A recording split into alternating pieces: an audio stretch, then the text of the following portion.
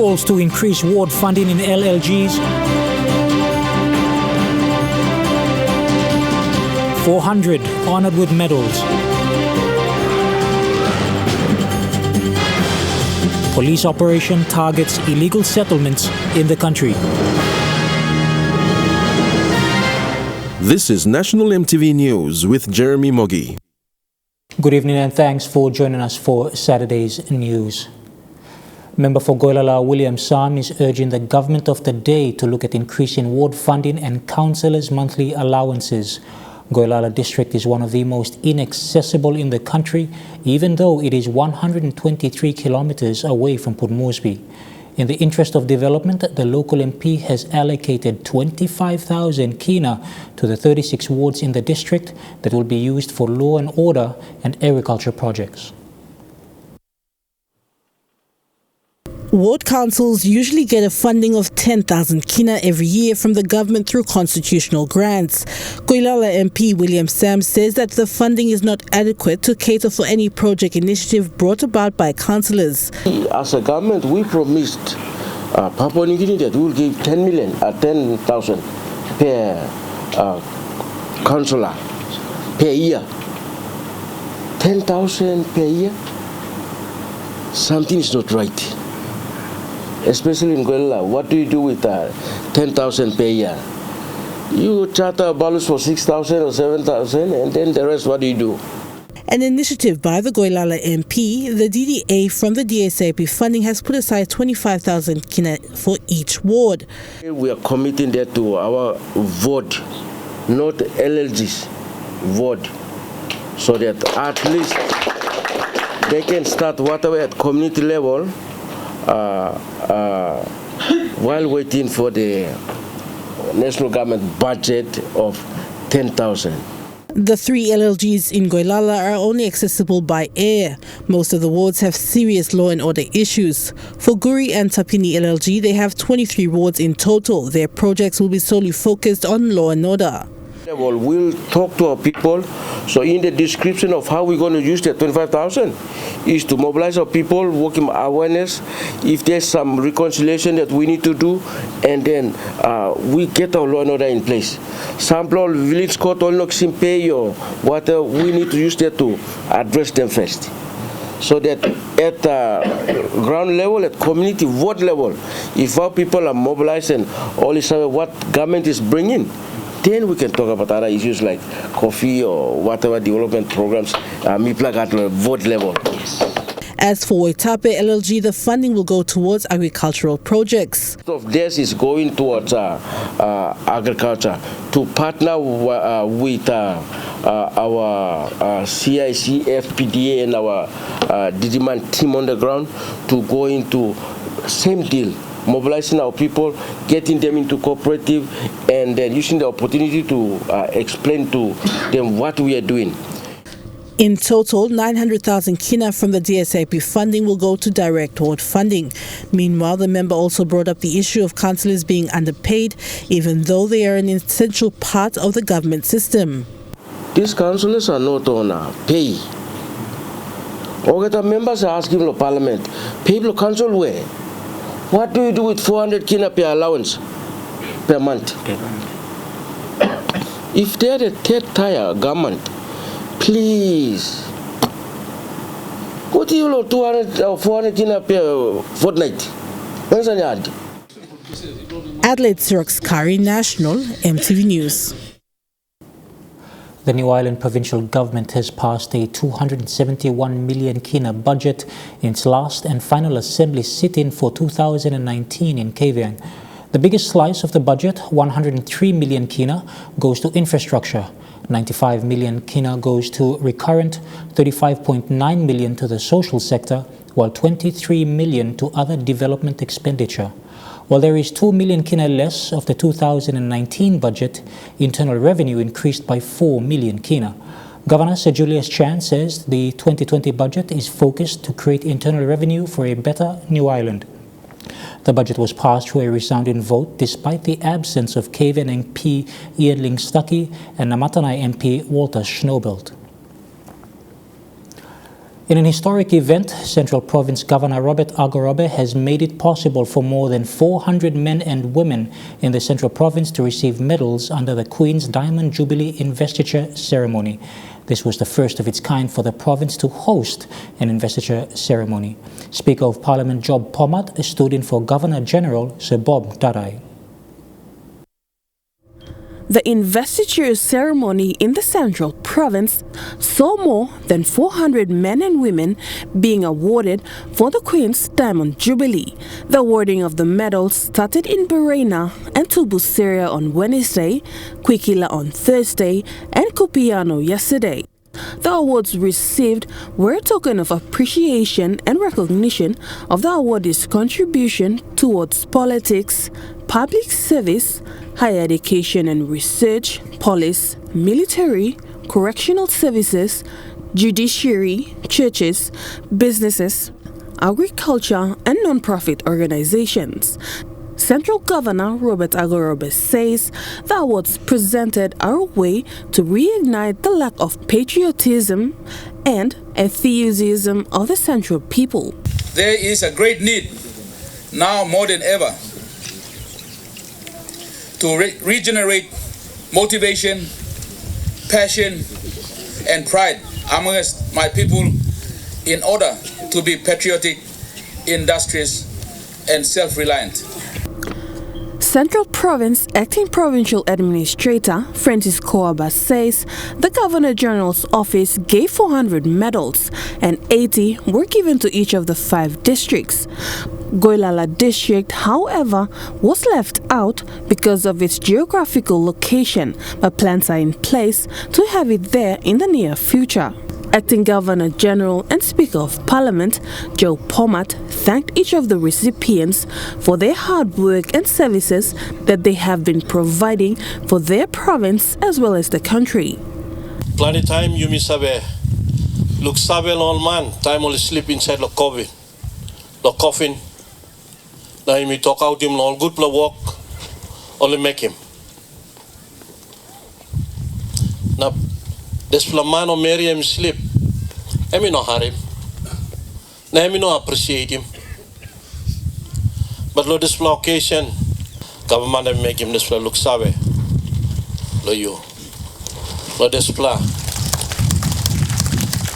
me like talk. Thank you. Most of the recipients said it was their first time to receive such an award and they were very grateful. A great number of the recipients of the awards were people who had done services through church and non-profit organizations. I'm 44 and I'm little in size, but I am a senior elder for this local church, Wanigela. And I have this privilege now, and I am very happy. Michelle Stephen, National EMTV News. This is National EMTV News. We'll be back with more after the break.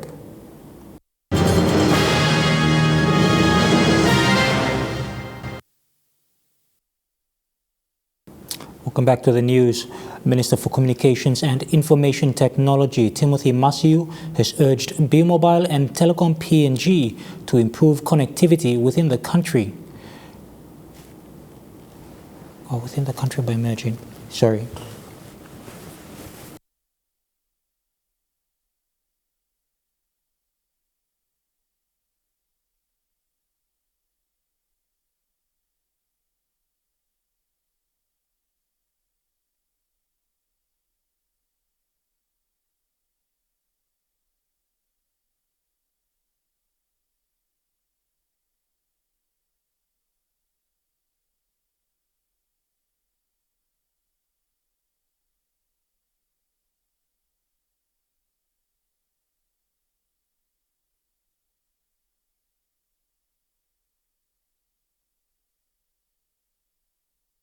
Welcome back to the news. Minister for Communications and Information Technology Timothy Masiu has urged B-Mobile and Telecom PNG to improve connectivity within the country by merging. The directive from the National Executive Council was announced by Minister Masiu at the pre-launch of B-Mobile's 5G network on Thursday this week.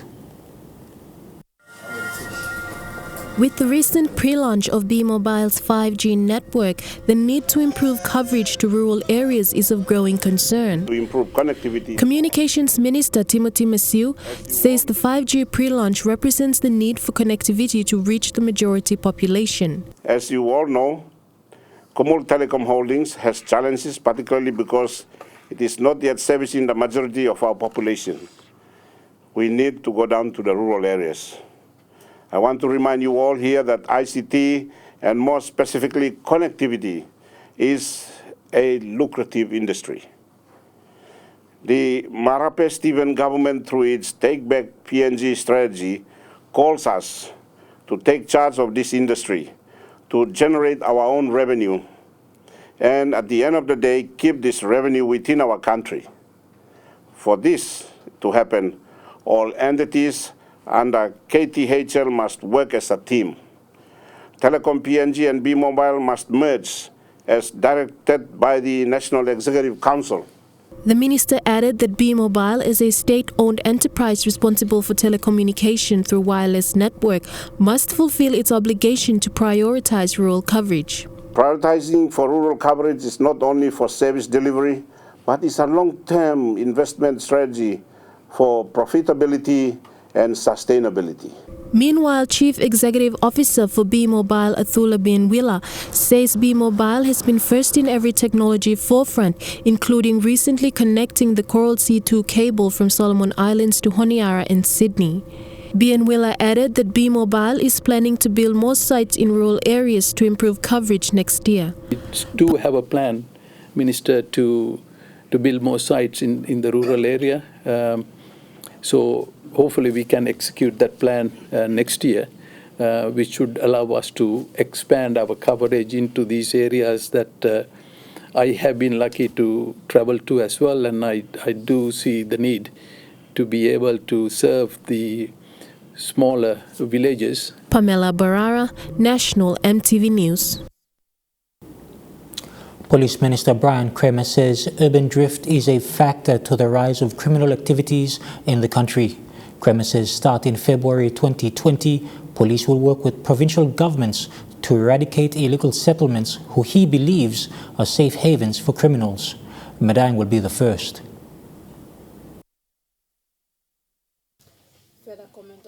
Speaking in Port Moresby, the police minister says Madang's lawlessness is fueled by urban drift. He says this is not just in Madang but other centres like Alotau, Lae and West New Britain. Kramer says a major operation will be carried out by police starting in February 2020. But this issue in Madang is right around the country. So as the country in the Highlands and Lae, as they face more critical law and order issues, what happens is urban drift. So then they end up moving to Madang, as I see as a place of safety and haven. And then this, again, adds to the issues of criminal activity.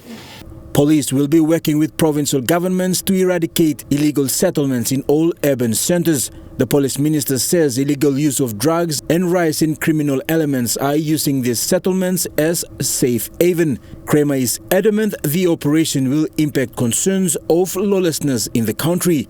Issues in Lae, issues in the Highlands, issues in Alotau, issues in West New Britain, East New Britain or Manus. So once we've addressed the issues in Madang, then we'll start to move to the other provinces. Madang, Alotau, Kimber, Lae and Port Moresby are likely to be the targeted provinces. According to the police minister, community leaders must work with police so criminal elements are eliminated. And from there, all settlements will put on notice in terms of the conduct and how in their community and their kids.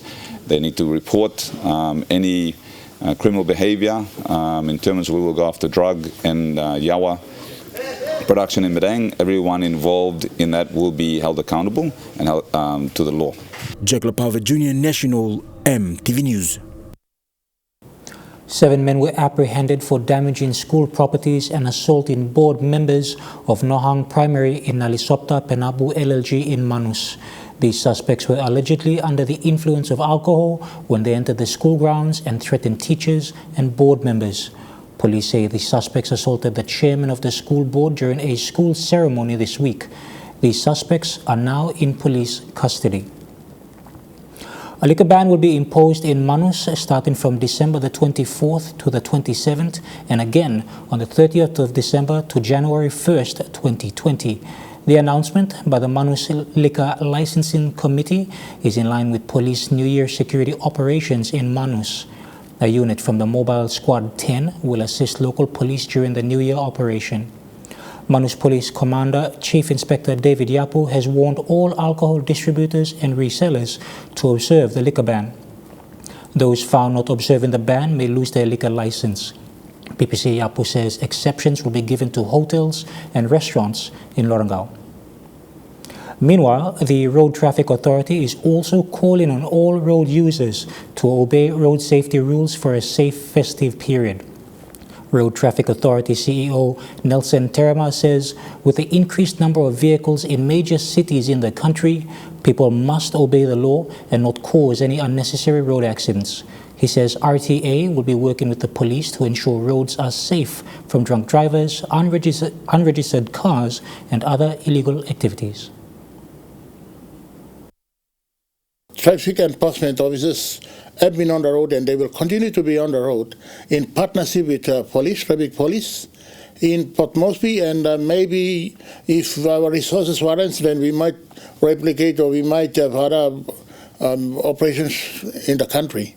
So in the meantime, we are concentrating in Port Moresby, and I would like to appeal to the general public to be very cautious when you are planning for the Christmas festive seasons.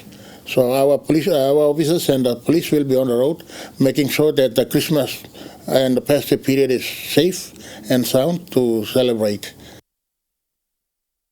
The students of Para Primary School in the Koma Magarima electorate of Hela Province celebrated the opening of their double classroom and 2 staff houses before closing the 2019 academic year. The facilities were funded and built through the support of ExxonMobil PNG. Exxon's asset manager Kim Han was present with other staff to hand over the keys of the facilities. ExxonMobil also refurbished existing classrooms, upgrading sanitation facilities and water catchments, and provided equipment such as desks. Similar projects were carried out in schools within its project area in Southern Highlands, Gulf, Western, and Central provinces. When we return, we look at news making headlines overseas.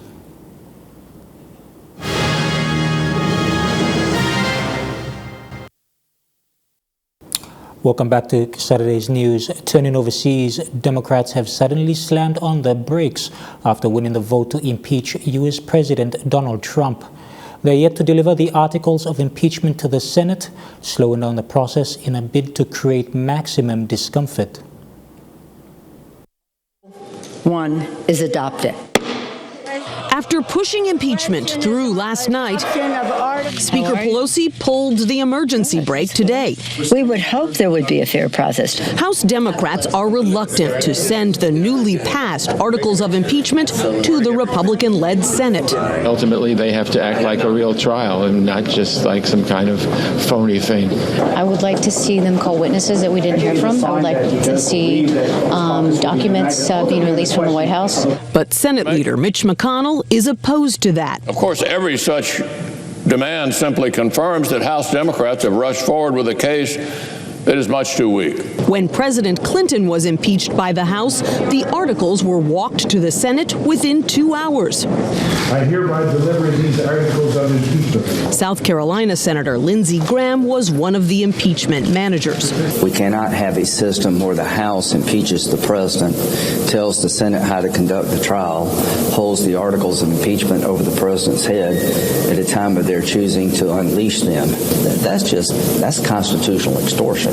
Do you run the risk, as some Republicans have said, of looking like you're playing games with impeachment if you hold on to these articles for too long?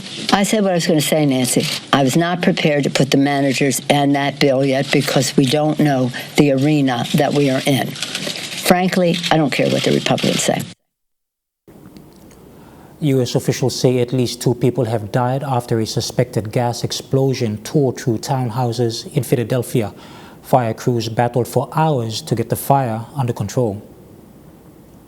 The explosion rocked this South Philadelphia neighborhood just before noon, engulfing as many as 4 row houses in thick smoke and flames and trapping as many as 2 people inside.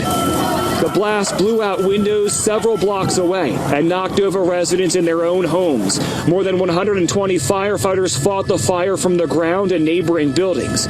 Adam Teal is Philadelphia's fire commissioner. Our first driving companies went into a maelstrom of fire, hanging wires, gas leaking, building collapsing around them to try to get into this building and make a rescue. But they couldn't save anyone. It took 3 hours in sub-freezing temperatures before the fire was finally brought under control. 3 buildings are now totally collapsed, and 2 others are badly damaged. We know there is 1 person in the building who is most likely deceased, and we have reports of 1 to 2 other folks in the buildings that are fully collapsed and in one of the adjacent buildings. There's been an heroic farewell in New Zealand for one of the 2 people rescuers were unable to bring back from White Island. Rescuers say Hayden Marshall Inman put the lives of his tour group ahead of his own on the day the island erupted.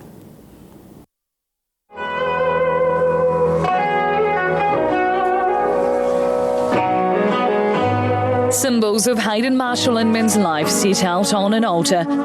His absence replaced by his love of adventure and rugby instead.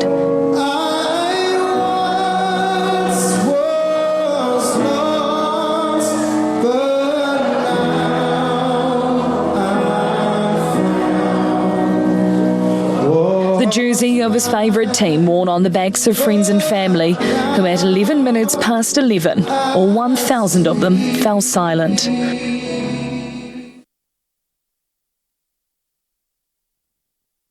A tribute to the tour guide who never returned from his 1111th trip to Whakaari, White Island. Sadly, a moment in time has taken my brother, son, uncle, nephew, godfather and a hero. A hero to the end. Those first on the scene that day say he saved lives. We believe the first group we found were all alive because of the actions from Hayden and Tipini. Their 2 families, who were once strangers, are now united by their loss. 2 candles lit together in honour of the 2 guides. You are now part of Te Whānau Apanui. And one after another, families shared stories, from the 60 lives Hayden once saved from a burning boat to his weekly donation at the local supermarket. He would always leave a $5 note behind, but he wouldn't tell anyone. No one knew he did it because he did it out of the kindness of his heart. He's now in the hands of Mother Nature. To you, my son and family, he's the last man off, and he'll be the last man home. Kia kaha, you've done New Zealand proud. Whakatane's hero until the end, and now a guardian of Whakaari forever. What began as a spontaneous art project after a couple of beers has snowballed into a full-time career with a celebrity following for one UK artist. It started with a window, a scraper, and some fake snow. There's a reason Tom Baker's called the Snowman. With a can of spray snow and some basic tools, he transforms window panes into magical winter wonderlands. But what's now a full-time career started entirely by accident. It was just Christmas, and I had a few beers and a can of snow spray, basically, and I went wild on a window. Tom's gained a celebrity following, and this year he's spent up to 13 hours at a time spraying his bespoke designs everywhere from pubs and shops to luxury store Harvey Nichols. Anything visual of Christmas, Charles Dickens, that kind of thing, that's where it really started, just having that sort of imagination of a traditional winter scene. And I've moved from there depending on what customers have asked of me. I'll start with one thing. A main point is the house. So So I just And it's easy to see why there's been such a flurry of interest. Watching buildings, trees and people emerge from the snow is all part of the appeal for his customers. Demand for snow windows at this time of year is so high, Tom hasn't had a day off since the start of November. And it's snowballed into a family business. His partner Kerry's also been working round the clock to keep up with sales. We've been ridiculously busy. Most Tom and I's days start at about 4:30 a.m. and finish at about 11 p.m. So we're very much looking forward to Christmas. But with just days left to go, this will be one of Tom's last snow creations this year, leaving the outlook very good in some places for a white Christmas. Trukai Sports is next. Details after this break.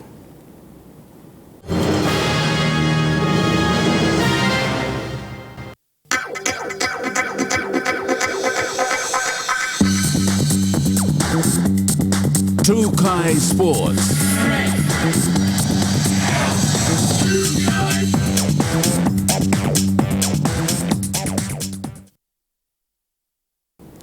Welcome to Trukai Sports. The Port Moresby Soccer Association has announced its 2020 season calendar, which begins in February. The biggest league in the country promises a season full of football festivity that includes seven-a-side and beach soccer. The announcement was made late yesterday by the PMSA executives. This, they said, was to give time to the clubs to prepare for the season that kicks off in February next year. Well, why we want to announce our calendar for 2020 is because of our past experiences where we give the dates late to our clubs, and we feel that that's unfair to our clubs when we tell them, pressure them to pay and put them under pressure. And I think for me and our executives, it's our PMSA duty to assist our clubs. So the season calendar promises to deliver a festival of soccer, starting with the seven-a-side, FA Cup, Champions League, and to cap it all off, beach soccer. We will introduce slowly but effectively futsal and beach soccer. We have termed them as our social football competition, while the ones I have announced earlier are our competitive football competition. The PMSA also spoke of the strong support it has for women's football. We want a 50-50 participation, meaning we want as many girls to also come and play football under what we're doing. That's why we've realigned our competition. We've basically put in an under-23 competition that focuses on the youth, especially the girls, 18 to 23 years of age. We've also looking at options of creating a competition specifically for girls that we can put our investments in and get people to come and support our women's competition. And that will be headed by Rista and her team. Would really like to make that an integral part of what we're all about in our strategic plan. Bradley Valenaki, National EMTV Sports. Still on football, and the Port Moresby Soccer Association has revealed clubs owe the association 100,000 kina in registration. We have a lot of outstanding fees from 2019. It's something that's not new. We've been facing that all these years. So our attempt at PMSA is to try and assist our clubs to ensure that we look after our clubs and our players, to pay properly in a way that it's all of us are happy with. So we have given some, we are owed about 100,000, over 100,000 from the clubs. Some are paying, and I want to thank them. We're giving a flexibility for them to pay slowly. But there will be directives going out to clubs that they need to pay up before the season proper. Former and current PNG Barramundi players from Koitabu village Kira Kira in Port Moresby are driving the code of cricket at home. This is done through a local association known as the Kira Kira Ogo 2020 or KOT20 competition. Cricket in Center Village, Kira Kira. The KOT20 competition is into its fifth round of games played Sundays and Wednesdays. On Wednesdays, we also have matches because of the school holidays. And we have a lot of teenagers taking part, so to allow for the teenagers to have more fun, than we play on Wednesdays as well. 6 teams are taking part in the local competition, which will end next year.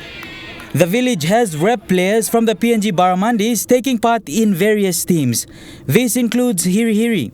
That's where I started playing cricket, and it's good to be back here and playing with the village boys and giving them a good competition. The old and young have combined to drive the sport. The former rep players from the village are behind the concept. I started to represent my country, Papua New Guinea, at the age of 14 as a spin bowler. Then I went to open the batting for Barramundi. That was in like 88, some 30 years ago. As you can see now at the village competition, what we have done is we've divided all the former players, former cricketers, international players and senior players, divide them into the 6 clubs, and we are doing the management side of it and the sponsorship side of it. So the game is really picking up and the whole village is supporting it. Senior members of the village working in the private and public sector have contributed to individual teams to help them in the competition. This also includes purchasing of cricket bats and balls. Bradley Valenaki, National MTV Sports. We'll look at some sport in action abroad when we come back. Stay with us.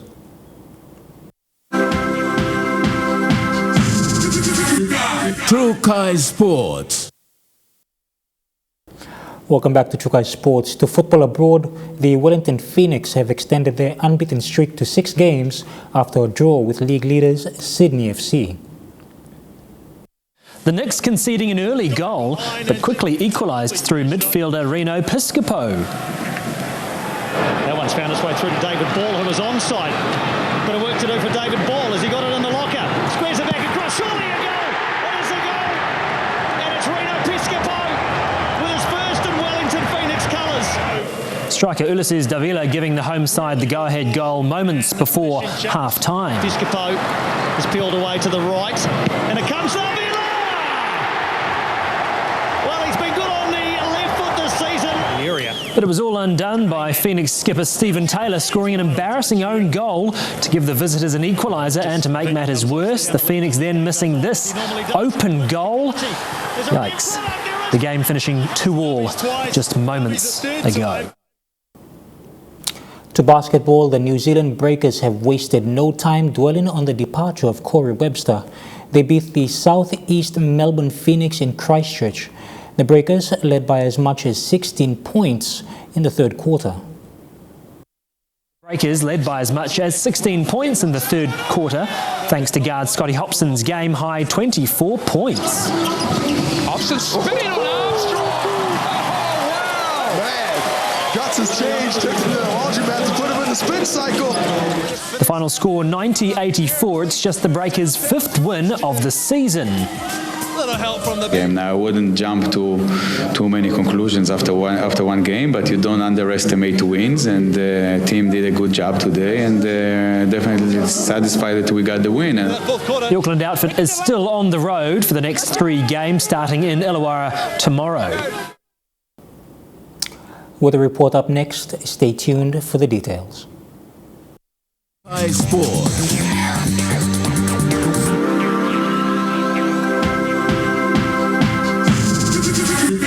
Trukai Sports.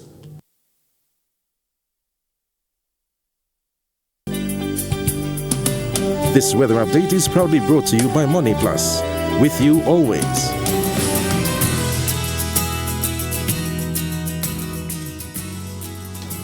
The weather report for today and tomorrow in the southern region: Port Moresby mostly fine, Daru cloudy showers, in Kerema fine to cloudy, Alotau fine, Popondetta mostly fine.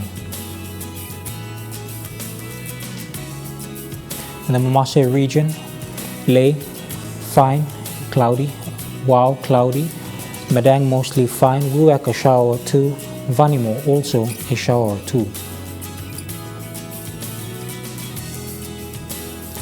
In the New Guinea Islands region, Lorengau, a shower 2. KVN, Kokopo, Rabaul, Kimbe, fine. Buka, mostly fine.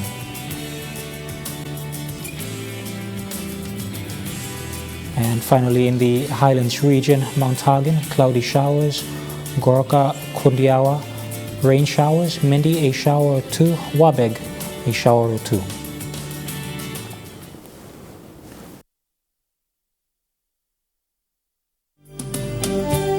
The weather update was proudly brought to you by Money Plus, with you always. That's been the news, sport and weather for Saturday, the 21st of December 2019. Have a pleasant evening. Good night.